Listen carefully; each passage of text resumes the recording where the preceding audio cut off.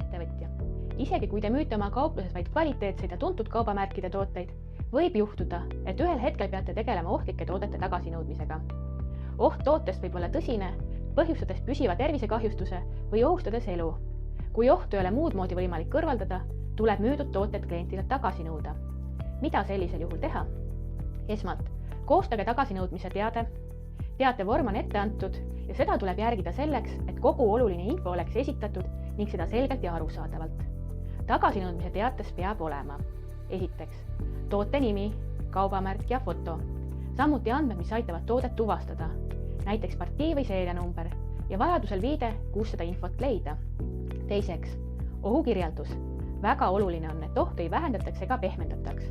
Näiteks ei tohi kasutada väljendeid nagu vabatahtlik tagasinõudmine, harvadel juhtudel võib põhjustada või õnnetusi pole juhtunud. Kolmandaks, info, mida klient peab tegema.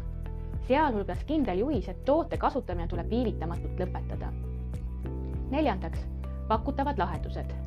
Need võivad olla näiteks tagasinõutud toote parandamine, toote asendamine samaväärse ja sama kvaliteediga ohutu toote vastu või toote hüvitamine. Kliendile peaks jääma võimalus valida vähemalt 2 alternatiivi vahel. Viiendaks, kontaktandmed, kuhu saab küsimuste korral pöörduda, ehk telefoninumber või veebiaadress. Kui tagasinõudmise teade on koostatud, on vaja see klientidele edastada.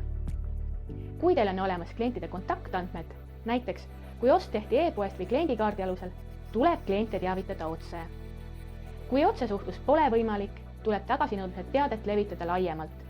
See tähendab, et info tuleb üles panna ettevõtte veebilehele, sotsiaalmeediasse, uudiskirjadesse ja kauplusesse.